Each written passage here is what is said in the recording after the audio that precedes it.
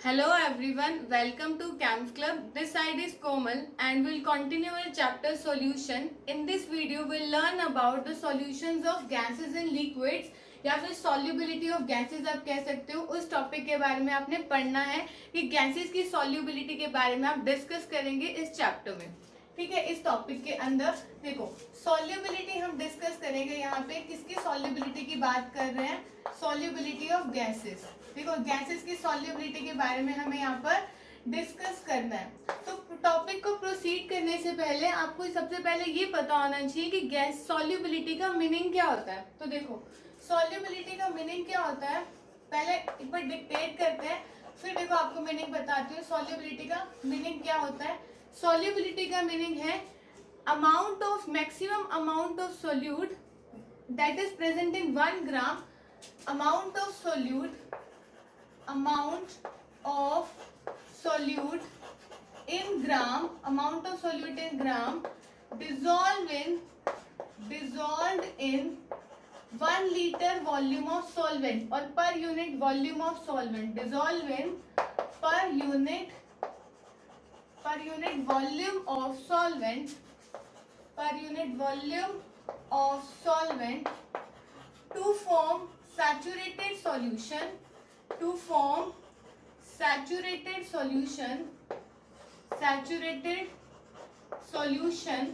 at particular temperature and pressure.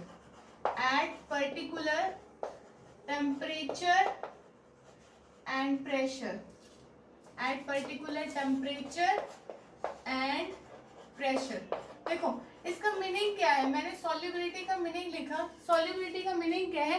कितना maximum amount of solute आप dissolve कर सकते हैं. कितना मैक्सिमम अमाउंट ऑफ सोल्यूट आप डिसॉल्व कर सकते हैं 1 लीटर वॉल्यूम ऑफ सॉल्वेंट के अंदर कि वो सैचुरेटेड सॉल्यूशन बन जाए at particular temperature and pressure. मैंने आपको बोला ये कंटेनर है, इस कंटेनर के अंदर आप कितना मैक्सिमम अमाउंट ऑफ सोल्यूट जो आप ग्राम्स में ले रहे हैं वो डिसॉल्व कर सकते हैं 1 लीटर सॉल्वेंट के अंदर कि वो मैक्सिमम अमाउंट ऑफ सॉल्यूट आप कितना डिसॉल्व कर सकते हैं 1 लीटर वॉल्यूम ऑफ सॉल्वेंट में कि वो सैचुरेटेड सॉल्यूशन बन जाए.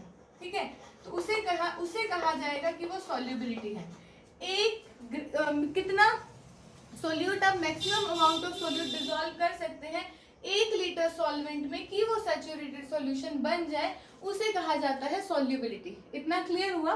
ठीक है, तो कितना आप सॉल्यूट डिसॉल्व कर सकते हैं 1 लीटर वॉल्यूम ऑफ सॉल्वेंट में कि वो सैचुरेटेड सॉल्यूशन बन जाए, उसे कहा जाता है सॉल्युबिलिटी. अब सॉल्युबिलिटी की अगर हम उसकी बात करें, यूनिट की बात करें कि सॉल्युबिलिटी की यूनिट क्या होती है. देखो आप सोल्यूट ले रहे हो ग्राम्स में, वॉल्यूम ले रहे हो लीटर्स में, तो सॉल्युबिलिटी की यूनिट क्या बनेगी? ग्राम पर लीटर. ठीक है, या फिर आप अगर मोल्स में ले रहे हो तो आप यू कैन से कि मोल्स में ले रहे हो तो बन गई मोल पर लीटर. ठीक है, तो ग्राम पर लीटर अगर आपने सोल्यूट को ग्राम्स में लिया है तो यूनिट हो गई ग्राम पर लीटर. अगर आप मोल्स में ले रहे हो तो यूनिट हो गई मोल्स पर लीटर. इतना क्लियर हुआ कि सॉल्युबिलिटी का मीनिंग क्या है, कितना मैक्सिमम अमाउंट ऑफ सोल्यूट आप डिसॉल्व कर सकते हैं 1 यूनिट वॉल्यूम ऑफ सॉल्वेंट में कि वो सैचुरेटेड सॉल्यूशन बन जाए, उसे कहा जाता है सॉल्युबिलिटी. ठीक है, हमें यहाँ पर गैसेस की सॉल्युबिलिटी के बारे में डिस्कस करना है. अब गैसेस की सॉल्युबिलिटी के बारे में डिस्कस करना है तो आप ये देखो कि उसको कौन कौन से फैक्टर्स अफेक्ट करते हैं. हमें यही तो डिस्कस करना है ना कि कौन कौन से फैक्टर्स अफेक्ट करेंगे उसकी गैसेस की सॉल्युबिलिटी जब हम गैस को लिक्विड में डिसॉल्व कर रहे हैं. तो कौन कौन से फैक्टर्स अफेक्ट करते हैं? Factors affecting solubility of gases in liquid. Solubility of gases in liquid. जब आप गैस को लिक्विड में डिसॉल्व कर रहे हो तो कौन कौन से फैक्टर्स अफेक्ट करते हैं? ठीक है, तो 3 फैक्टर्स अफेक्ट करते हैं. सबसे पहला फैक्टर अफेक्ट करता है नेचर. गैस का और सॉल्वेंट दोनों का नेचर अफेक्ट करता है. Clear? Nature of gas and solvent, gas और सॉल्वेंट दोनों का नेचर अफेक्ट करता है. दूसरा फैक्टर जो अफेक्ट करता है वो है temperature. Clear? Third factor affect करता है प्रेशर. और हमारा आज का टॉपिक भी यही है, जो फैक्टर अफेक्ट करता है, ये थर्ड ही टॉपिक है हमारा प्रेशर. और यहीं से हमने पढ़ना है हेनरीज लॉ के बारे में. क्लियर ना?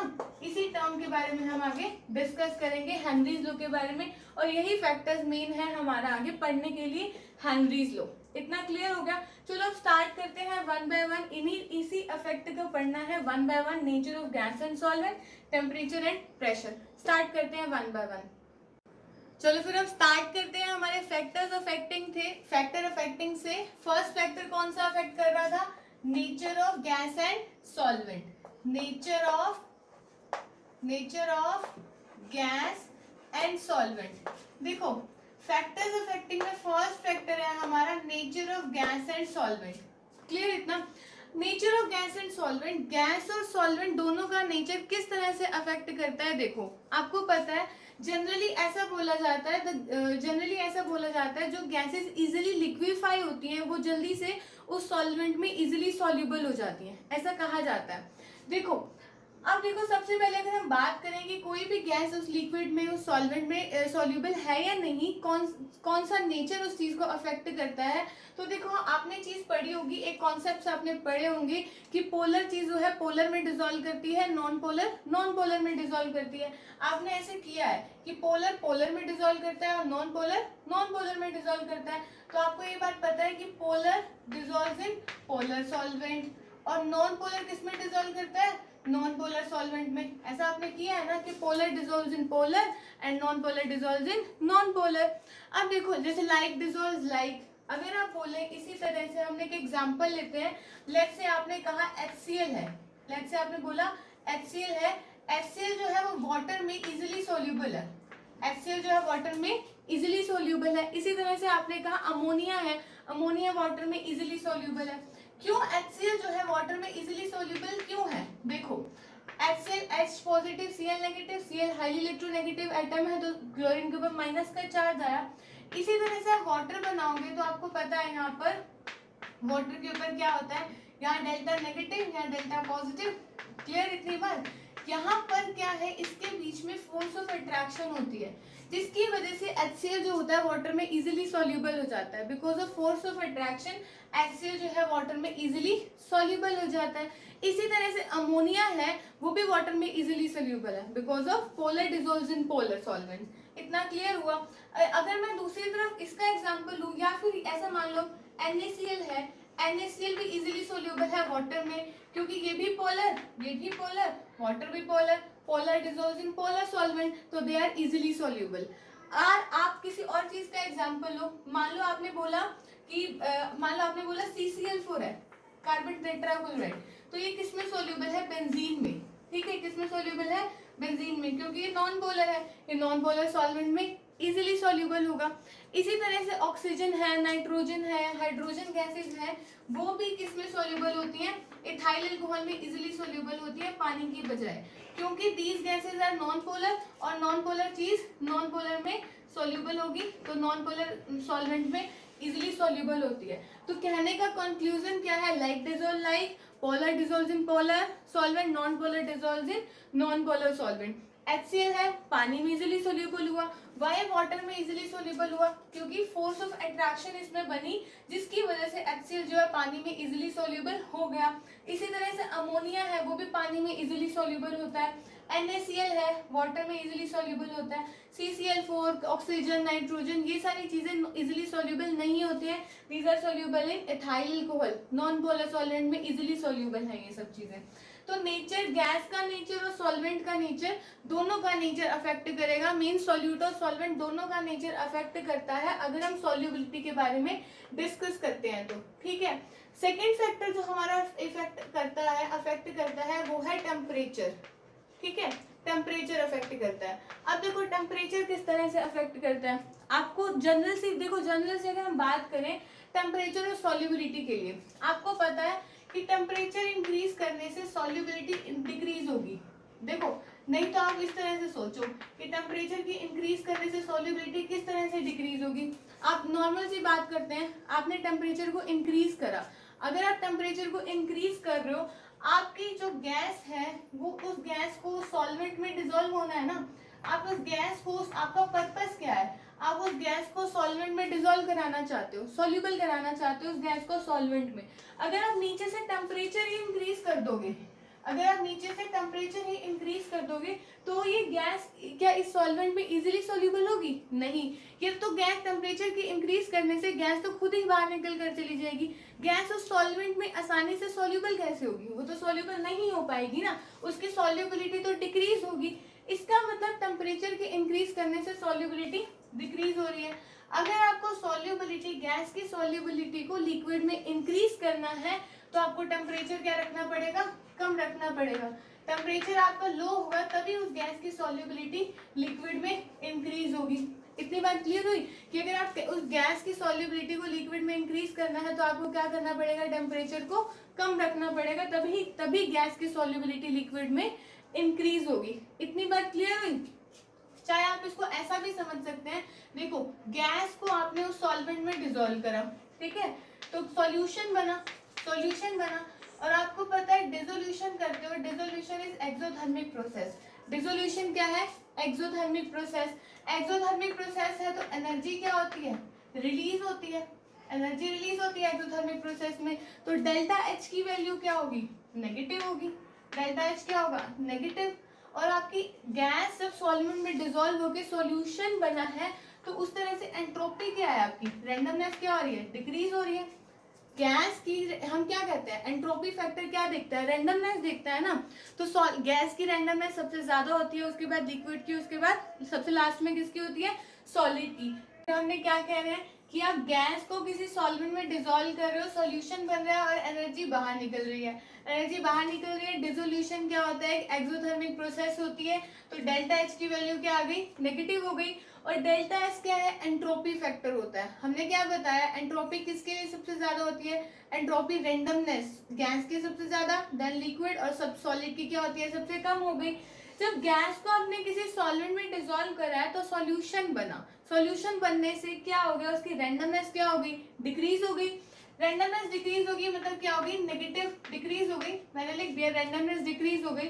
तो आपने पढ़ा था अब कोई भी किसी भी रिएक्शन को अगर आपको स्पॉन्टेनियस बनाना है तो डेल्टा जी की वैल्यू क्या होना चाहिए? नेगेटिव। अगर कोई रिएक्शन को आपको स्पॉन्टेनियस बनाना है तो डेल्टा जी क्या होना चाहिए? Must be negative. तो आपने एक रिलेशन पढ़ा था कि डेल्टा जी क्या होता है? Delta H minus T delta S. अब देखो क्या बनेगा? डेल्टा जी एच क्या हुआ? Negative, minus T delta S की वैल्यू भी क्या है? नेगेटिव में है। तो ये क्या हुआ? Negative negative negative, positive T delta S. अब देखो मैथ्स की तरह ही सोचना है। इस टर्म को आपको फाइनल आंसर इस टर्म का आपको क्या बनाना है? नेगेटिव चाहिए। फाइनली आपको डेल्टा जी क्या चाहिए? नेगेटिव चाहिए। अगर आपको ये टोटल नेगेटिव चाहिए तो ये वैल्यू कम होगी तभी तो फाइनल आंसर नेगेटिव में आएगा ना। मीन्स अगर ये वैल्यू कम होगी तभी तो फाइनल आंसर नेगेटिव में आएगा। दैट मीन्स अगर आपका टेम्परेचर लो होगा तभी रिएक्शन स्पॉन्टेनियस होगी। यही कहना चाह रहे हैं ना, टेम्परेचर लो होगा। तो इसका मतलब यही हमने कंक्लूड कर दिया कि सॉल्युबिलिटी को अगर हमें इंक्रीज करना है तो टेम्परेचर क्या होना चाहिए? कम। टेम्परेचर कम होगा तभी तो सॉल्युबिलिटी आपकी उस गैस की लिक्विड में इंक्रीज होगी। टेम्परेचर के डिक्रीज होने से सॉल्युबिलिटी क्या होगी? आपकी इंक्रीज होगी। अब देखो अगर हम ग्राफ बनाए यही बनाते हैं, चलो छोटा सा ही बनाना है इसी चीज को दिखाने के लिए। Temperature versus solubility. यहाँ मैंने लिया टेम्परेचर इन डिग्री सेल्सियस, यहाँ मैंने ली सॉल्युबिलिटी, ठीक है। सॉल्युबिलिटी की आपको यूनिट बताई थी, आप किसमें ले सकते हो? मोल्स पर लीटर में या ग्राम पर लीटर में। तो मोल पर लीटर मैंने लिख दिया ब्रैकेट में, ठीक है। आप इसकी ग्राफ से बताना चाह रहे हो कि टेम्परेचर के इंक्रीज होने से सॉल्युबिलिटी क्या हो रही है? डिक्रीज। तो इसका मतलब क्या, कैसे ग्राफ आएगा? टेम्परेचर के इंक्रीज होने से सॉल्युबिलिटी डिक्रीज हुई। इसी तरह से कुछ ग्राफ बनेगा ना कि आपने टेम्परेचर इंक्रीज करा और सॉल्युबिलिटी क्या हो गई? डिक्रीज हो गई। क्लियर है? इनवर्सली प्रोपोर्शनल ग्राफ है ना, टेम्परेचर के इंक्रीज करने से सॉल्युबिलिटी क्या हो रही है? डिक्रीज हो रही है। अब करते हैं third factor start, that is pressure. चलो थर्ड फैक्टर से स्टार्ट करते हैं, प्रेशर। देखो मैंने आपको बताया था ये जो थर्ड फैक्टर है यही हमारा आज का टॉपिक बनेगा, प्रेशर, है ना। इससे हम क्या डिफाइन करने वाले हैं? Henry's law. क्या करने वाले हैं?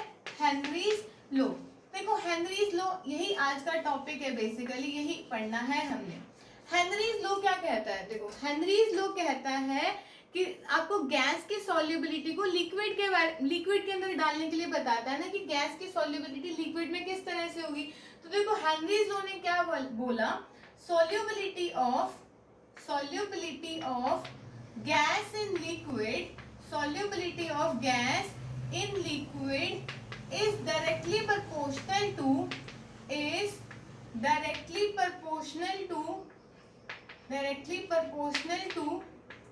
partial pressure of the gas, is directly proportional to partial pressure of the gas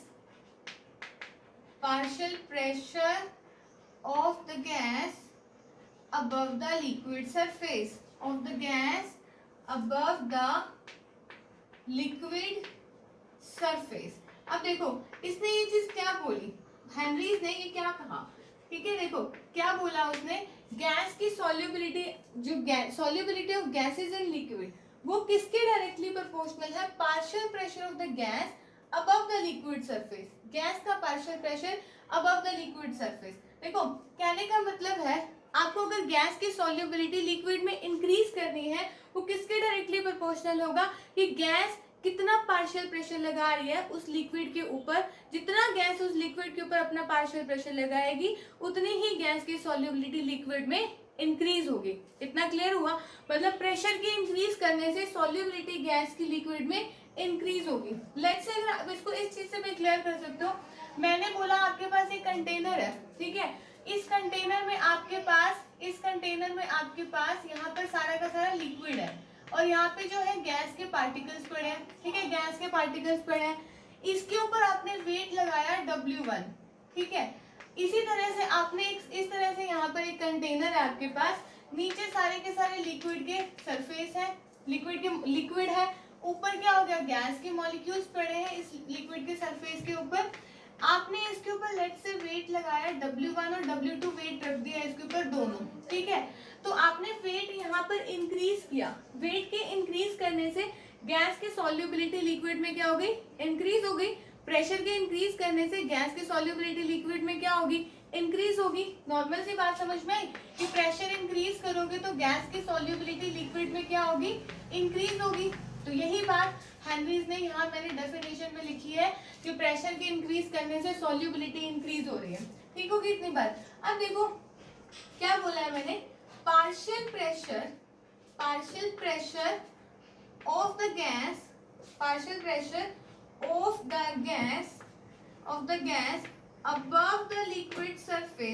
above the liquid surface वो किसके डायरेक्टली प्रोपोर्शनल है, solubility of gas in liquid, किसी के डायरेक्टली प्रोपोर्शनल है ना, solubility of gas in liquid इसी के directly proportional है। अब देखो, अब यहाँ पर जो हम लोग सॉल्युबिलिटी की बात कर रहे हैं ना, सॉल्युबिलिटी गैस की लिक्विड में बात कर रहे हैं in terms of mole fraction लेके। आप ऐसा भी तो कह सकते हो ना, इतने मोल्स गैस के उस लिक्विड में डिसोल्व हुए हैं, इतने मोल्स गैस के उस लिक्विड में डिसोल्व हुए हैं, या इतने मोल फ्रैक्शन उस गैस का उस लिक्विड में डिसोल्व हो रहा है। तो यहाँ पे इन टर्म्स ऑफ हम क्या लेंगे, in terms of mole fraction हम बात करेंगे, in terms of mole fraction. और मोल फ्रैक्शन हम किससे डिनोट करते हैं, आपने फर्स्ट में पढ़ा भी होगा कॉन्सेंट्रेशन टर्म्स में, मैंने आपको बताया है, वीडियो बना रखी है मोल फ्रैक्शन के ऊपर, एक्स से डिनोट करते हैं। ठीक है, गैस इज इन लिक्विड, इतनी बात हो गई क्लियर। तो देखो मैंने क्या लिखा, इसी चीज को देखो, partial pressure of gas above the liquid surface, partial pressure of gas above the liquid surface is directly proportional to mole fraction of gases in liquid. इतनी बात क्लियर हुई, mole fraction of gases in liquid. जब आप directly proportional का sign हटाओगे तो आपके पास एक कांस्टेंट टर्म आएगी जो है KH। क्लियर हो गया, कांस्टेंट टर्म आएगी KH। यहाँ क्या है, मोल फ्रैक्शन, x क्या है लिख देते हैं, यहाँ पर मैं लिख देती हूँ, x is the mole fraction. ठीक है ना, x क्या है, मोल फ्रैक्शन, यहाँ लिख देते हैं x इज मोल फ्रैक्शन। अब देखो यहाँ देखो हमने क्या बोला, इतनी बार क्लियर हो गई। यहाँ से क्या है, ये P है पार्शियल प्रेशर, यहाँ लिख रखा है partial pressure of gas above the liquid surface. तो इससे यहाँ हमारा ये फॉर्मूला डिराइव हुआ जो कि हेनरीज ने दिया था। क्लियर हो गया। अब यहाँ पे KH क्या है, हेनरी कांस्टेंट, KH क्या है, हेनरीज कांस्टेंट। इतनी बात क्लियर हो गई, KH is the Henrys constant. अब देखो, अगर मैं अब चलो एक बात देखते हैं, हेनरीज कांस्टेंट किन किन चीजों पर डिपेंड करता है। KH जो है किस किस चीज पे डिपेंड करता है। हेनरी कांस्टेंट डिपेंड करता है नेचर ऑफ गैस पे, मतलब नेचर ऑफ गैस पे और सॉल्वेंट पे, nature of gas and solvent पर ये डिपेंड करेगा। Nature of gas and nature of solvent, इन दोनों चीजों पर ये हेनरी कांस्टेंट डिपेंड करता है। अगर हम बात करें, ग्राफ बनाए इसके, partial pressure versus mole fraction में ग्राफ ड्रॉ करूं, या मैंने ग्राफ ड्रॉ किया, यहाँ मैं ले रही हूँ y एक्सिस पे मैंने लिया पार्शियल प्रेशर, इसी तरह से x एक्सिस पे मैंने लिया है मोल फ्रैक्शन, ठीक है, मोल फ्रैक्शन, x लिख देती हूँ मोल फ्रैक्शन, यहाँ हमने पार्शियल प्रेशर लिया। अब आपको पता है, देखो यही था ना हमारे P is equal to KH into x mole fraction. अब y एक्सिस पे आपने क्या लिया, पार्शियल प्रेशर, x एक्सिस पे क्या लिया आपने, मोल फ्रैक्शन। इक्वेशन बनाते थे आप स्लोप फाइंड आउट करने के लिए मैथ्स में, y is equal to mx plus c, ठीक है, y एक्सिस पे पार्शियल प्रेशर लिया, x एक्सिस पे मोल फ्रैक्शन लिया, तो m की वैल्यू, m यानी स्लोप, स्लोप की वैल्यू क्या आ गई, हेनरी कांस्टेंट KH, m क्या है यहाँ पर स्लोप है, तो यहाँ स्लोप क्या आ गया, KH आ गया, ठीक है, स्लोप क्या है, KH आ गया। तो देखो P और X के बीच का जो ग्राफ बनेगा वो क्या बना, स्ट्रेट लाइन ग्राफ बना, और हमारा स्लोप क्या ऑब्टेन्ड हुआ, स्लोप क्या ऑब्टेन्ड हुआ आपके पास यहाँ पे, हेनरी कांस्टेंट KH। इतना क्लियर हुआ। ये हमने हेनरी लॉ के बारे में डिफाइन किया, एक बार फिर से देखते हैं। देखो क्या कहा है हमने, हेनरी लॉ के बारे में क्या बोला, गैसेस की solubility of gas in liquid is directly proportional to the partial pressure of gas above the liquid surface. जितना गैस उस लिक्विड के सरफेस के ऊपर प्रेशर लगाएगी उतनी ही गैस की सॉल्युबिलिटी लिक्विड में इंक्रीज होगी। तो पार्शियल प्रेशर गैस का लिक्विड सरफेस किसके डायरेक्टली प्रोपोर्शनल हुआ, उसी की उतनी सॉल्युबिलिटी के। इतना क्लियर। जब मैंने डायरेक्टली प्रोपोर्शनल का साइन हटाया तो एक टर्म आई कांस्टेंट, जिसको बोल दिया KH, that is Henrys constant. अब देखो यहाँ पर मैंने क्या लिखा, जो KH डिपेंड करता है नेचर ऑफ गैस और सॉल्वेंट के नेचर दोनों पर डिपेंड करता है। उसके बाद हमने ग्राफ प्लॉट किया partial pressure versus mole fraction में, y एक्सिस पे पार्शियल प्रेशर लिया, x एक्सिस पे मोल फ्रैक्शन लिया, तो m is a slope, slope obtained हुआ KH, हेनरी कांस्टेंट। और यहाँ हमने डिफाइन कर दिया कि स्लोप हमारा क्या है, हेनरी कांस्टेंट है, और ग्राफ हमने प्लॉट किया partial pressure versus mole fraction. ये तो था हेनरी के बारे में, हेनरी की पूरा का पूरा कॉन्सेप्ट। अब हम बात करते हैं कैरेक्टरिस्टिक्स क्या है इस हेनरी कांस्टेंट के, क्या क्या कैरेक्टरिस्टिक्स हैं वो देखते हैं अब आगे। चलो हम स्टार्ट करते हैं कैरेक्टरिस्टिक्स ऑफ हेनरीज कांस्टेंट से, कि हेनरी कांस्टेंट जो अभी हमने किया हेनरीज लॉ के अंदर KH किया ना हेनरी कांस्टेंट, उसको उसके कैरेक्टरिस्टिक्स पढ़ने हैं, ठीक है। तो सबसे पहला कैरेक्टरिस्टिक्स देखो, सबसे पहला कैरेक्टरिस्टिक्स है यूनिट के बारे में। Henry constant has the same unit as that of pressure. Henry constant की यूनिट बिल्कुल प्रेशर की यूनिट से बिल्कुल सेम होगी। ATM और टोर में बात करते हैं तो देखो Henrys constant have same unit as that of pressure. Henry's constant have same unit as that of pressure. जो प्रेशर की यूनिट होती है हेनरी कांस्टेंट की भी सेम ही यूनिट होगी। टोर भी हो सकती है और ATM भी हो सकती है। कितनी बार क्लियर हो गई, हेनरी कांस्टेंट है same unit as that of pressure, ATM और टोर। दूसरा कैरेक्टरिस्टिक्स क्या है, दूसरा कैरेक्टरिस्टिक्स ये है जो मैंने यहाँ टेबल में लिखा। देखो क्या है, डिफरेंट गैसेस के लिए different gases have different value of Henry constant. देखो different gases have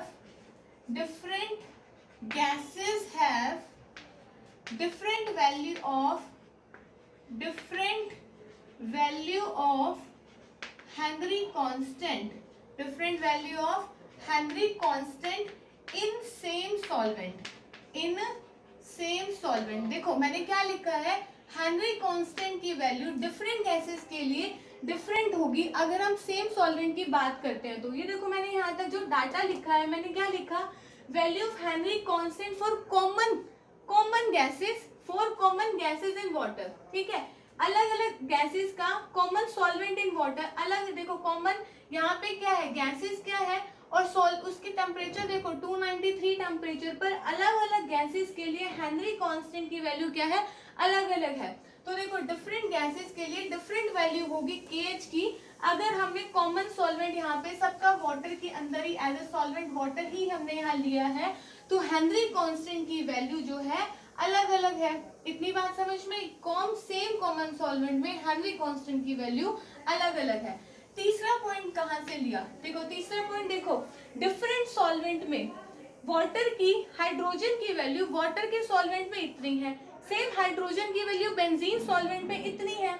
carbon dioxide की वैल्यू वाटर सॉल्वेंट में कुछ और है, इसी तरह से कार्बन डाइऑक्साइड की वैल्यू बेंजीन सॉल्वेंट में कुछ और है। तो हम यही बात बोलना चाहें कि KH, the value of KH, the value of Henry constant, ठीक है, the value of Henry constant, value of Henry constant is different in different solvent. The value of Henry constant is different in different solvent.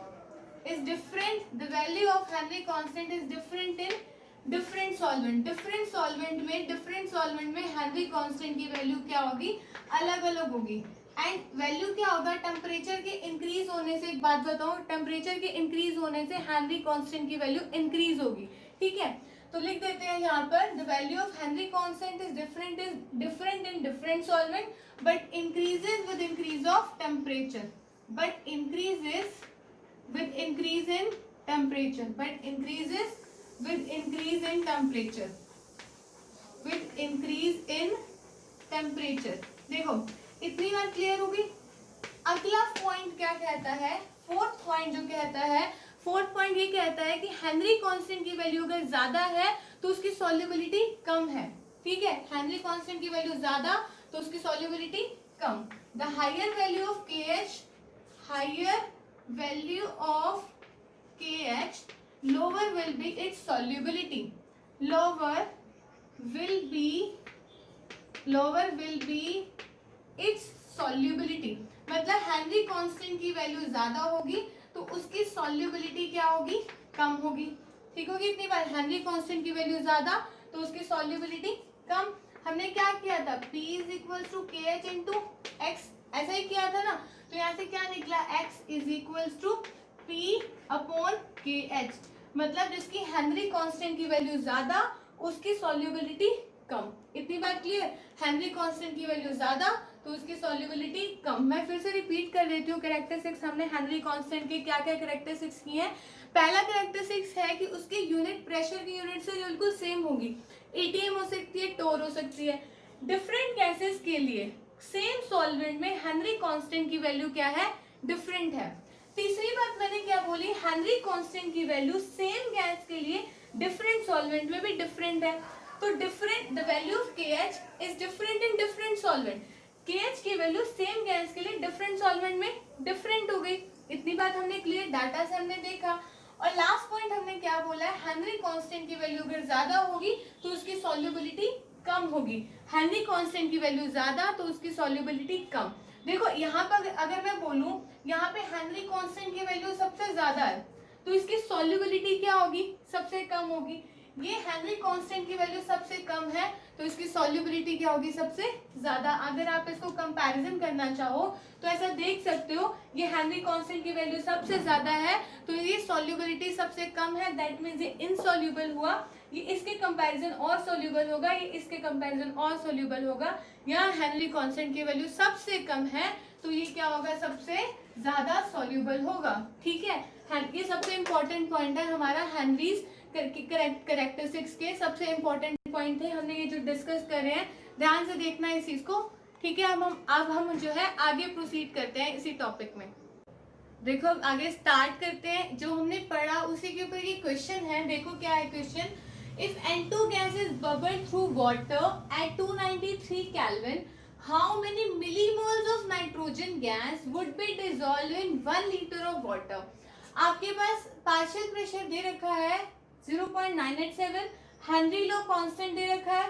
आपको निकालना क्या है? कितने millimoles nitrogen के dissolve हुए हैं 1 लीटर वाटर में। नाइट्रोजन की आपको मिलीमोल्स निकालना है, याद रखना मोल्स नहीं मिलीमोल्स में हमें आंसर देना है। ठीक है, आपके पास हेनरी लॉ कांस्टेंट आपको दे रखा है। आपने क्या निकाला? आपको फॉर्मूला पता है हेनरीज लॉ का? क्या था, partial pressure is equal to Henry law constant into में मोल फ्रैक्शन, यही था ना। यहाँ N2 लिख देती हूँ मैं, हम N2 के लिए लिख रहे हैं तो यहाँ मैंने लिख दिया N2। इतनी बात हो गई। Partial pressure is equal to Henry law constant into में मोल फ्रैक्शन। अब देखो आपने मोल फ्रैक्शन निकालना है। पहले तो आपके पास प्रेशर ऑफ N2 दे रखा है, partial pressure of N2 divided by Henry constant. आपके पास प्रेशर ऑफ N2 कितना दिया हुआ है, ऊपर देखो किलो बार में दे रखा है, किलो बार में दे रखा है। प्रेशर ऑफ N2 का प्रेशर कितना दिया है, 0.987 बार में ही दिया है। हेनरी कांस्टेंट की जो वैल्यू है आपके पास, KH की वैल्यू दी हुई है किलो बार में, 76.48 किलो बार। आप किलो बार को पहले बार में चेंज करना पड़ेगा, क्योंकि ऊपर बार है तो नीचे सेम यूनिट होनी चाहिए ना। किलो बार को बार में चेंज कर लेते हैं। 1 kilo bar is equal to 1000 bar, तो क्या आया आपका 76.48 इंटू में 1000 बार। क्या है इसका मीनिंग, 76480 बार। इतना क्लियर हो गया। आपके पास हेनरी कांस्टेंट की वैल्यू आ गई। अब आप यहाँ पुट करो, यहाँ आपने मोल फ्रैक्शन निकालना है। x ऑफ N2 कितना आएगा आपके पास, पार्शियल प्रेशर ऑफ N2 कितना है 0.987 बार डिवाइडेड बाय कितना है आपका यहाँ पे 76480 बार। आप इसको डिवाइड करो, यहाँ बार से बार कैंसिल आउट हुआ। मोल फ्रैक्शन N2 का आप डिवाइड करके आपके पास कितना आता है, देखो आंसर आएगा आपको डिवाइड करने के बाद 1.29 इंटू 10 की पावर -5। ये आपका क्या आया, मोल फ्रैक्शन आया। कितना आया, 1.29 इंटू 10 की पावर -5। ये आपका मोल फ्रैक्शन आया। लेकिन आपके पास मोल फ्रैक्शन किसका आया, नाइट्रोजन का आया। आपको किसका निकालना है, निकालना तो आपके मोल्स आपको नाइट्रोजन के निकालने हैं। तो आपको पता है मोल फ्रैक्शन आपके पास है, तो मोल फ्रैक्शन कैसे फाइंड आउट करते हैं, number of moles divided by नीचे क्या होंगे, total number of moles, moles of nitrogen plus moles of water. ऐसे ही होगा ना, नीचे टोटल मोल्स लिखते हैं मोल फ्रैक्शन के फॉर्मूला में। ये कितना आया 1.29 इंटू 10 की पावर -5। क्लियर। अब आपको मोल्स वाटर के मोल्स पता होने चाहिए। N ऑफ N2 तो आपको निकालना है, N ऑफ N2 तो आपको फाइंड आउट करना है। ठीक है, आपको मोल्स ऑफ वाटर पता होना चाहिए। आपके पास, आपको पता है मोल्स ऑफ वाटर कैसे आप निकालोगे, कितने होंगे मोल्स ऑफ वाटर। उसने 1 लीटर पानी में पूछा, आपको पता है या फिर आपने पहले कैलकुलेट किया होगा कि 1 लीटर ऑफ वाटर में जब आप मोल्स निकालते हो तो 1 लीटर ऑफ वाटर क्या हुआ 1000 ग्राम डिवाइडेड बाय कितना होता है मोलर मास।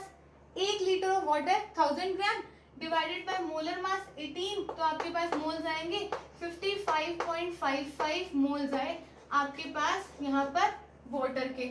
इतनी बार क्लियर हुई। मोल्स ऑफ N2 अपने निकालने हैं, moles of water in 1 litre आपके पास 55.5 मोल्स ही होते हैं। 1 litre of water 1000 gram divided by water का मोलर मास 18 डिवाइड किया 55.5 मोल्स आए। इसमें पुट करो, देखो N ऑफ N2 आपको निकालना है।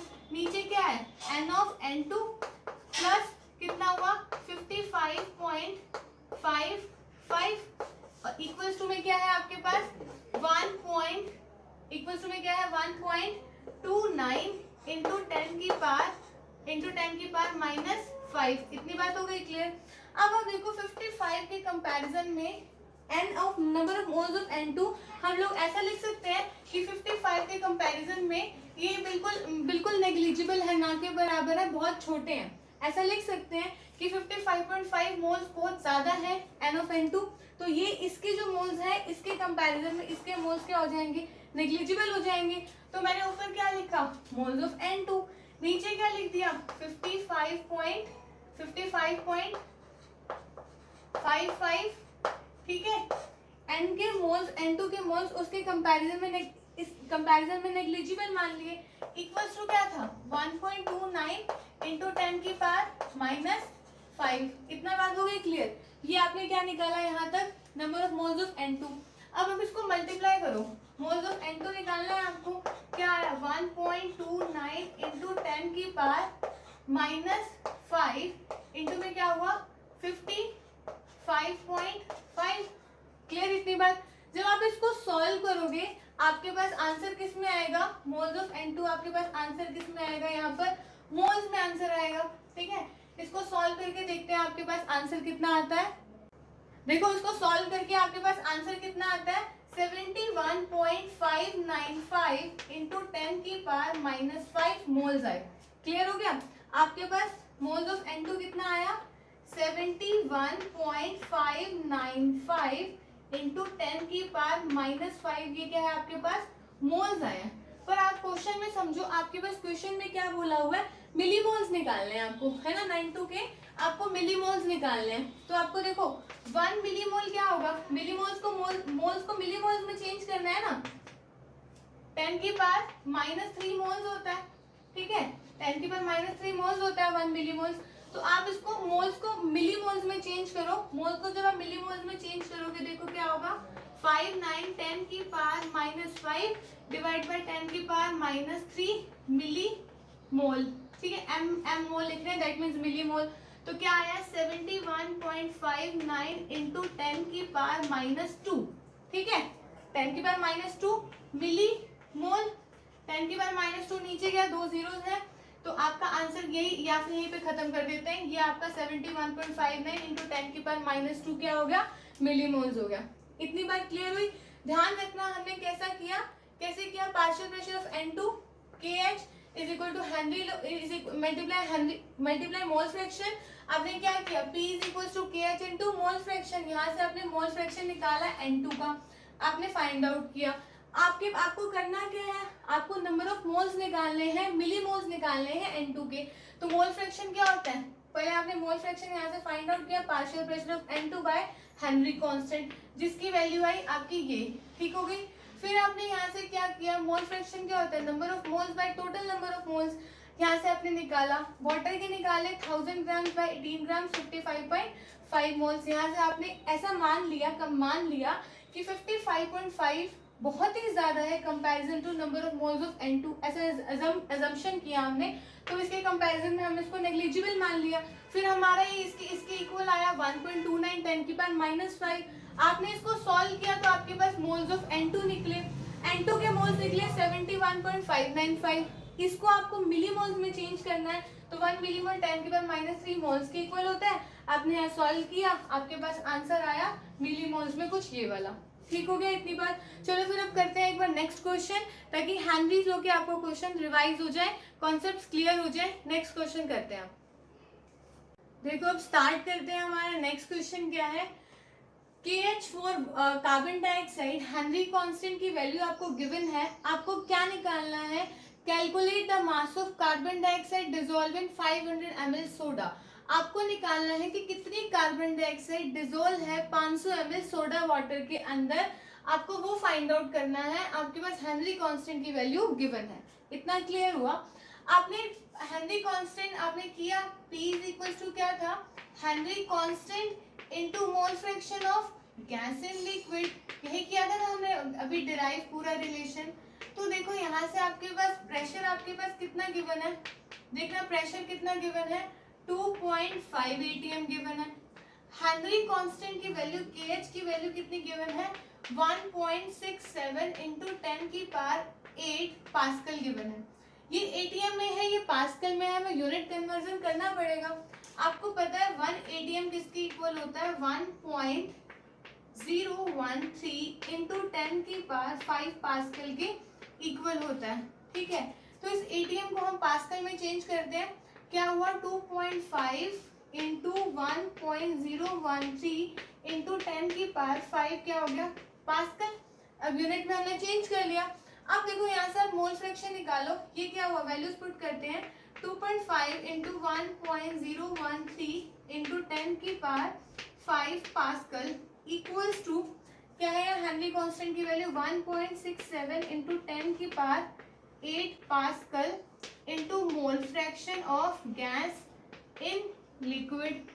अब देखो यहाँ से हम वैल्यू निकालते हैं, यहाँ से हमने वैल्यू निकाली 2.5 इंटू 1.013 इंटू 10 की power 5 pascal divided by 1.67 into 10 की पावर 8 पास्कल, ठीक है। पास्कल से पास्कल कैंसिल आउट हो गया।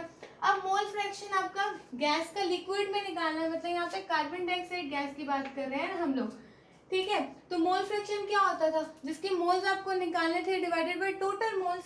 तो यहाँ पे क्या है, moles of carbon dioxide divided by total moles.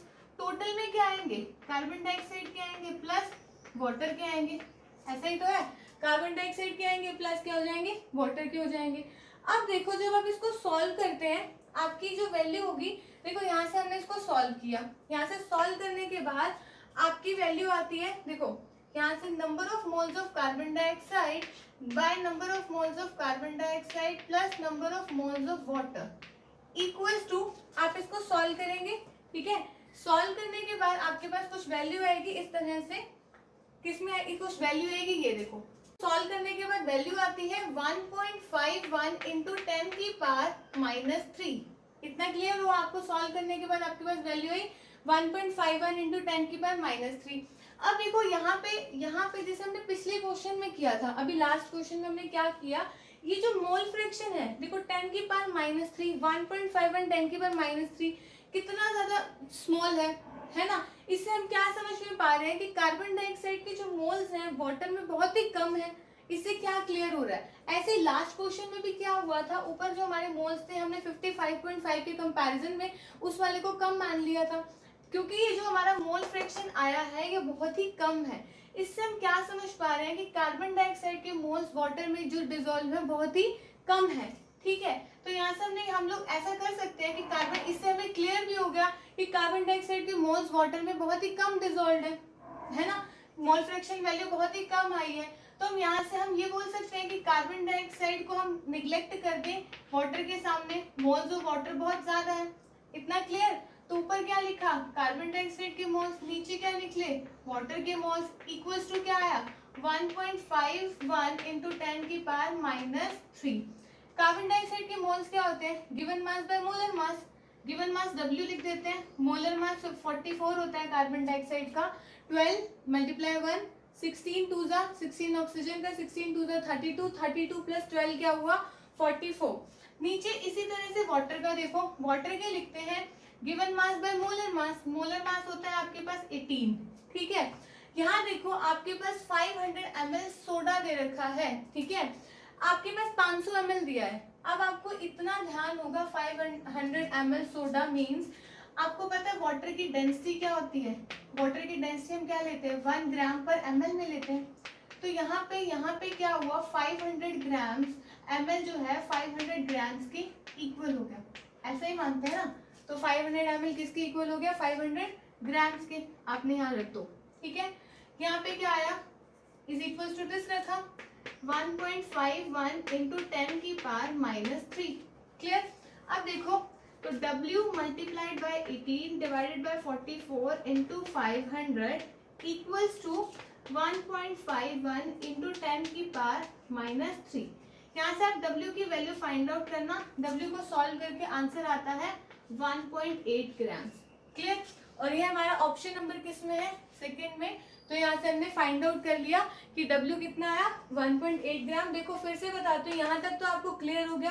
पहली बात ATM को पास्कल में चेंज करना है, ये यूनिट कन्वर्जन है, 1 ATM इज इक्वल टू 1.013 10 की पावर 5 पास्कल आपने यहाँ रखा।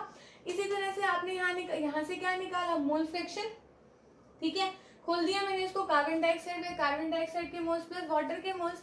जब हमने इस चीज को सॉल्व करा तो हमने देखा कि हमारा आंसर आ रहा है बहुत ही कम, ठीक है, 10 की पावर -3, बहुत कम हो गया ना, इतना कम है।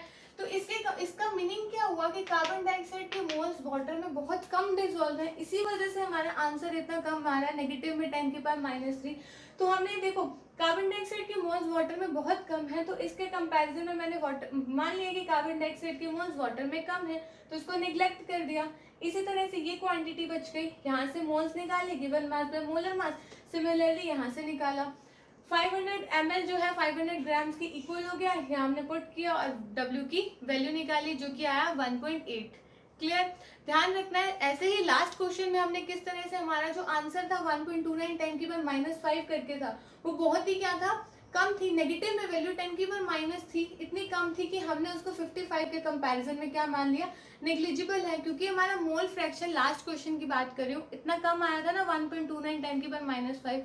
नीचे हमने क्या किया था, n प्लस 55 किया, तो 55 को मैंने कहा कि बहुत ज़्यादा है, उसके कंपैरिजन में हमने उसको नेग्लेक्ट कर दिया, 55 बहुत ज़्यादा है तो उसके साथ वाली क्वांटिटी हमने नेग्लेक्ट कर दी, क्योंकि मोल फ्रैक्शन ही इतना छोटा आया था, इस वजह से हम नेग्लेक्ट कर रहे हैं। सिमिलरली हमने यहाँ पर भी ऐसा किया कि मोल फ्रैक्शन बहुत ही कम है, तो हमने कहा कि कार्बन डाइऑक्साइड के जो मोल्स हैं पानी में डिसॉल्व जो किए हैं वो बहुत ही कम है, इसी वजह से यहाँ नेग्लेक्ट किया और यहाँ का आंसर आ गया 1.8 ग्राम। इतना क्लियर हुआ। अब देखो नेक्स्ट क्वेश्चन, देखो आगे स्टार्ट करते हैं। हमारा नेक्स्ट क्वेश्चन है जो जेई 2009 में आया भी हुआ है। देखिए क्वेश्चन क्या कहता है, Henry law constant for the solubility of nitrogen gas in water at 298 kelvin पर आपको दिया हुआ है 1.0 इंटू 10 की power 5 ATM। Mole fraction nitrogen का एयर में दिया है 0.8। आपको निकालना है number of moles of nitrogen निकालने हैं, नाइट्रोजन के मोल्स निकालने हैं that are dissolving 10 moles of water, 10 moles of water में डिसॉल्व है एंड 5 ATM प्रेशर। आपके पास प्रेशर कितना दिया है, 5 ATM दिया है। देखो दोबारा से सुनो, हेनरी कांस्टेंट की वैल्यू आपको दी है, ये गिवन है 1.0 इंटू 10 की पावर 5 KH लिख देते हैं। आपके पास हेनरी कांस्टेंट कितना गिवन है, 1.0 इंटू 10 की पावर 5 हो गया।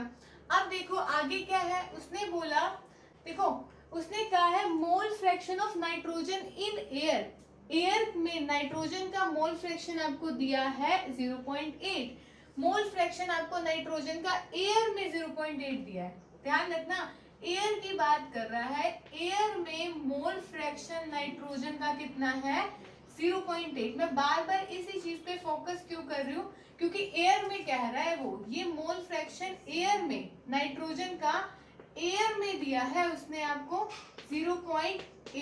इतनी बात क्लियर हो गई। अब देखो आपको फॉर्मूला में तो ये पता है ना क्या होता है formula, partial pressure of nitrogen above the liquid surface, ऐसे ही होता है ना, partial pressure of nitrogen above the liquid surface is equals to mole fraction, is equals to mole fraction of nitrogen into में हेनरी लॉ कांस्टेंट, ठीक है, या फिर ये कह सकते हो मोल fraction of gas in liquid था ना, हमारा यहाँ गैस था नाइट्रोजन, तो मैंने नाइट्रोजन लिख दिया।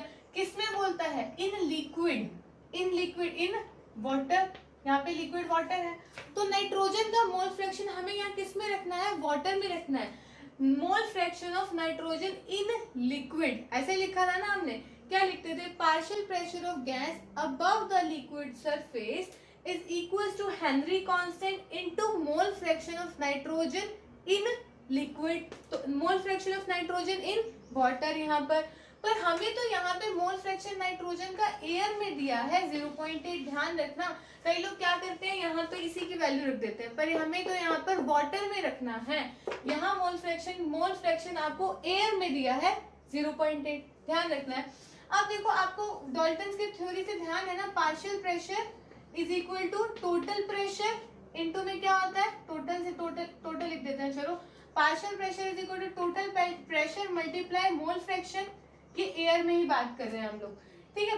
पार्शियल प्रेशर अगर मुझे नाइट्रोजन का निकालना है, आपके पास टोटल प्रेशर 5 ATM गिवन है, ध्यान से देखो, mole fraction of nitrogen in air is this, the number of moles of nitrogen from air that are dissolved in water, 10 moles of water and 5 ATM pressure is, मतलब आपके पास total pressure आपके पास 5 ATM दिया है, total pressure आपके पास कितना है 5 ATM, moles of nitrogen कितने थे 0.8, तो यहाँ से कितना आया 5 इंटू 8/10, कितने आए यहाँ से 4, क्या आया आपके पास, पार्शियल प्रेशर नाइट्रोजन का कितना आ गया 4 आ गया, 4 ATM हो गया आपके पास नाइट्रोजन का अब आया है प्रेशर, ठीक है। तो अब यहाँ रखो कितना पार्शियल प्रेशर नाइट्रोजन का 4 ATM, क्लियर। आपके पास हेनरी कांस्टेंट की वैल्यू गिवन है 1.0 इंटू 10 की पावर 5, क्लियर। इतना, ये भी ATM था ना, ATM लिख देती हूँ साथ में, और ये भी ATM है, ये 4 ATM, यहाँ पर ATM, इनटू में क्या है, मोल fraction of nitrogen in water. ये बात समझ आई। अब देखो यहाँ से आपने मोल fraction of nitrogen in water जब आपने निकाला है तो आपके पास कितना आया यहाँ से 4, एटीएम से एटीएम कैंसिल आउट हो गया, डिवाइडेड बाय 1.0 इंटू 10 की पावर 5 एटीएम था यहाँ पर, और एटीएम से एटीएम यहाँ पे कैंसिल आउट हो गया। अब क्या है, आंसर कितना है 4 इंटू 10 की power -5। Clear, mole fraction of nitrogen in water आया आपके पास। अब कई बच्चे तो यही देखकर आंसर लगा देंगे 4 इंटू 10 की पावर -5 हो गया, लेकिन आपसे पूछा हुआ है मोल्स पूछे हैं उसने नाइट्रोजन के, ध्यान रखना। अब नाइट्रोजन के जब उसने मोल्स पूछे हैं तो आपको पता है कैसे निकालते हो, number of moles of nitrogen divided by total moles.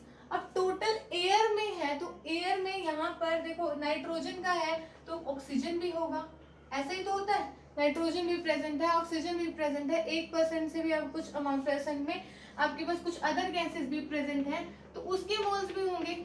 ठीक है, नाइट्रोजन प्लस, यहाँ नाइट्रोजन लिख देते हैं, नाइट्रोजन प्लस क्या हुआ, मोल fraction of number of moles of oxygen plus number of moles किसी अदर गैसेस के भी हो सकते हैं। ठीक है, अदर गैसेस के भी हो सकते हैं, प्लस में क्या हुआ, नंबर ऑफ मोल्स टोटल लिखने हैं तो मैं यहाँ टोटल मोल्स लिख देती हूँ। ठीक है, मोल fraction of nitrogen in water, number of moles of nitrogen by total number of moles. Total number of moles में क्या आएगा, नाइट्रोजन के भी आएंगे, ऑक्सीजन के भी आएंगे, या हमने क्या लिखे यहाँ पे वाटर के भी। ठीक है, इतनी बात क्लियर हो गई। अब देखो यहाँ पर ये किसके इक्वल है, 4 इंटू 10 की पावर -5 की। देखो यहाँ पे अदर गैसेस भी प्रेजेंट है, ठीक है, नाइट्रोजन के भी, ऑक्सीजन में कुछ अदर गैसेस भी होंगे, प्लस टोटल मोल्स लिखते हैं, ऊपर नाइट्रोजन के मोल्स डिवाइडेड बाय नाइट्रोजन के मोल्स प्लस वाटर के भी तो है ना यहाँ पे डिवाइड, प्लस वाटर मोल्स। अब देखो यहाँ पर जो टोटल पहले ही मोल फ्रैक्शन आपका कितना कम है, 4 इंटू 10 की पावर -5, पहले से इतना कम है। मैंने आपको पहले भी बताया इतना मोल फ्रैक्शन जब कम होगा तो हम कंपैरिजन लेके हमें कुछ ना कुछ नेग्लेक्ट करना पड़ेगा। अब मोल फ्रैक्शन यहाँ हाइट किसके कितने कम है, देखो मोल फ्रैक्शन यहाँ पर कितना कम है, तो मैं हम ऐसा मान सकती हूँ मैं इसके कंपैरिजन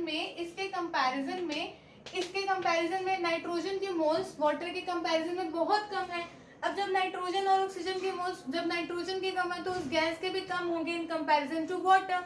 तो अब देखो ऊपर आपने क्या लिखोगे, number of moles of nitrogen, नीचे क्या है number of moles of water, into में क्या है इज इक्वल टू में क्या है 4 इंटू 10 की पावर -5। अब वाटर के मोल्स आपके पास गिवन कितने हैं 10, तो मैं यहाँ कर रही हूँ, देखो यहाँ कर रही हूँ, देखिए यहाँ पे क्या आया, number of moles of nitrogen equals to, यहाँ कितना है 10, ये क्या है 4 इंटू 10 की पावर -5, मल्टीप्लाई करो, नाइट्रोजन के मोल्स जब आप निकालोगे तो क्या आएगा 4 इंटू 10 की पावर -5 इंटू में क्या हुआ 10, दैट इज क्या हुआ 4 इंटू 10 की पावर -4 आपका क्या हो गया आंसर। ठीक है, ये हो गया आंसर 4 इंटू 10 की पावर -4। ऑप्शन नंबर ए आपका आंसर हो जाएगा। और जो बच्चा गलती से मोल्स ना देके मोल फ्रैक्शन देखता उसका आंसर क्या होता है बी। ध्यान रखना है, इन कंपैरिजन टू वाटर आपने यहाँ निग्लेक्ट किया है। वाटर के कंपैरिजन में देखो मोल्स ऑफ यहाँ पे नाइट्रोजन के हैं, नीचे नाइट्रोजन के मोल्स प्लस टोटल मोल्स हैं। जब मोल फ्रैक्शन ही आपका इतना छोटा आ रहा है तो इन कंपैरिजन टू वाटर मैं उसको निग्लेक्ट कर सकती हूँ। तो moles of nitrogen by moles of water रखा, यहाँ से वाटर के मोल्स लेके 10 थे, क्रॉस मल्टीप्लाई करके आंसर आ गया 4 इंटू 10 की पावर -4। इतना क्लियर। अब आगे प्रोसीड करते हैं हेनरीज लॉ के कुछ एप्लीकेशंस की तरफ। अब स्टार्ट करते हैं आगे applications of Henry's law. Henry's law के क्या क्या एप्लीकेशंस हैं, तो देखो सबसे पहली एप्लीकेशन है, आपने देखा होगा कि कोल्ड ड्रिंक की बोतल ले लो, कोई सोडा वाटर की बोतल ले लो, वो कितनी हाई प्रेशर से स्टार्टिंग में वो जो पैकिंग की जाती है उन बोतल्स की, कितनी हाई प्रेशर पे उनकी पैकिंग की जाती है। मतलब उसको जब पैक करते हैं हाई प्रेशर पे पैक किया जाता है। कार्बन डाइऑक्साइड जब अंदर एकदम से जब पैक करते हैं तो बहुत ज्यादा हाई प्रेशर पे पैक की जाती है। हाई प्रेशर पे कार्बन डाइऑक्साइड तो अंदर पैक कर दी, लेकिन जैसे ही आप उस बोतल को ओपन करते हो, तो क्या हो जाता है एकदम से उसका प्रेशर 1 atm एटमॉस्फेरिक प्रेशर के इक्वल हो जाता है। जैसे ही आपने बोतल ओपन करी उसका प्रेशर 1 atm बाहर के एटमॉस्फेरिक प्रेशर के इक्वल हो गया। और उसमें जब क्या होगा, देखो यहाँ पे उन्होंने हाई प्रेशर पे पैक की तो कार्बन डाइऑक्साइड की सॉल्युबिलिटी क्या थी, ज्यादा थी। जैसे ही बाहर आपने उसको ओपन किया तो प्रेशर क्या हो गया, एटमॉस्फेरिक प्रेशर के बराबर हो गया। और उस टाइम प्रेशर डिक्रीज हुआ तो सॉल्युबिलिटी क्या हो गई उस गैस की, लिक्विड में डिक्रीज हुई। अगर उस गैस की सॉल्युबिलिटी लिक्विड में डिक्रीज होगी तो क्या होगा, कार्बन डाइऑक्साइड बाहर निकलेगी। तो इसका मतलब क्या है, तभी क्या होता है, जैसे ही सोडा वाटर की बोतल को आप बाहर निकालते हो तो क्या निकलती है, carbon dioxide fizzes out when open. जब आप उसको खोलते हो तो कार्बन डाइऑक्साइड कहाँ निकलती है, एकदम से बाहर निकलती है। ठीक है, दूसरी बात क्या है, दूसरी बात हम डिस्कस करते हैं। जैसे आपने देखा होगा जब आप हाई एल्टीट्यूड पे जाते हो, हाइट पर जाते हो, जैसे कोई शिमला चले गए या बहुत हाइट पे जा रहे हो, ठीक है, तो हाइट पर जाते हो, आप किसी हाइट पे पहुंच गए, ठीक है, तो हाइट पर जाते हो तो क्या हो जाता है, वहां पर प्रेशर बहुत कम होता है, ऑक्सीजन का प्रेशर क्या होता है हाइट पे, बहुत ही कम होता है। ऑक्सीजन का प्रेशर हाइट पर बहुत कम होता है तो हमारी बॉडी में उसकी सॉल्युबिलिटी भी क्या होगी, कम होगी। हमारी बॉडी में, अगर हमारी बॉडी में उसकी सॉल्युबिलिटी भी कम है, ऑक्सीजन कम डिसॉल्व होगी, जिसकी वजह से हमें टायर्डनेस फील होगा, ठीक है, या फिर हम कह सकते हैं मेंटल रिटार्डनेस। तो जैसे ही हम लोग हाइट पर जाते हैं तो हाइट पर जाते हैं तो क्या हो जाता है, ऑक्सीजन का प्रेशर डिक्रीज हो जाता है। वहां पे ऑक्सीजन का प्रेशर डिक्रीज होगा तो ब्लड में जो ऑक्सीजन हम डिसॉल्व है वो कम होगी। ब्लड में जब कम ऑक्सीजन डिसॉल्व होगी तो हमें टायर्डनेस फील होगा या फिर मेंटली वीक फील होगा।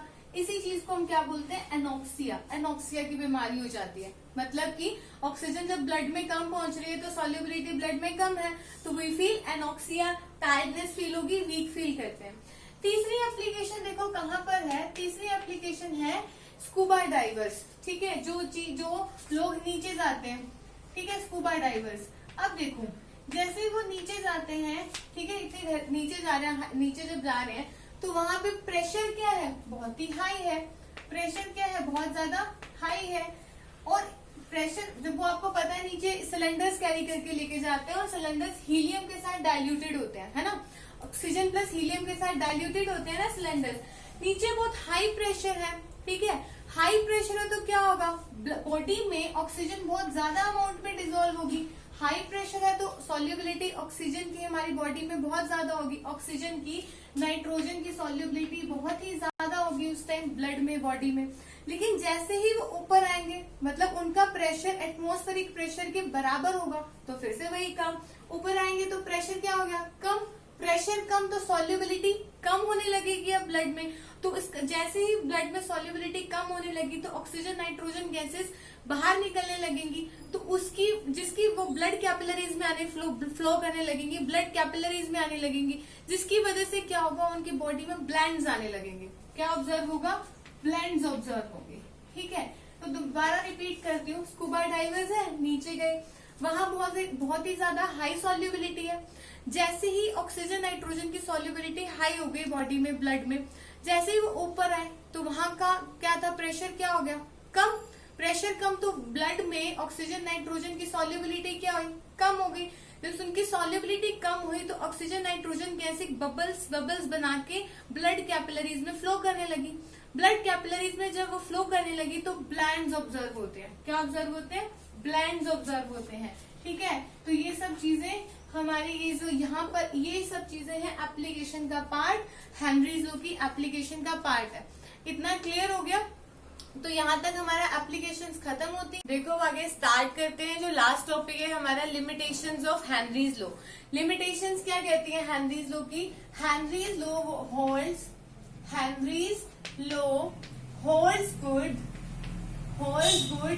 when the following conditions are successful, when the following conditions are fulfilled, when the following conditions are fulfilled। उसने कहा कि अगर ये वाली कंडीशन फुलफिल होती है तभी हेनरीज लॉ अच्छा माना जाएगा, when the following conditions are fulfilled। देखो पहली कंडीशन क्या है, pressure is not too high, pressure is not too high, not too high। Second है temperature is not very low, pressure temperature is not very low. Third है gas does not react chemically with the solvent. Gas does not react chemically with the solvent. Does not react chemically with the solvent. ये सारी conditions अगर fulfilled होंगी, ठीक है, chemically with the solvent, उसने बोला Henry's law की हम लिमिटेशन पढ़ रहे हैं कि हेनरीज लो तभी अच्छा माना जाएगा, तभी फुलफिल होगा जब pressure is not too high, temperature is not very low and gas does not react chemically with the solvent, तभी हमारा हेनरीज लो फुलफिल होगा। ठीक है, तो ये इसकी लिमिटेशन हो गई है बेसिकली। तो यहाँ तक हमारा हेनरीज लो का पूरा टॉपिक कंप्लीट होता है। इन केस एनी क्वेरी आप मुझे कमेंट सेक्शन में मेंशन कर सकते हो। बाकी thanks for watching and thank you. If you like this video please share and subscribe my channel.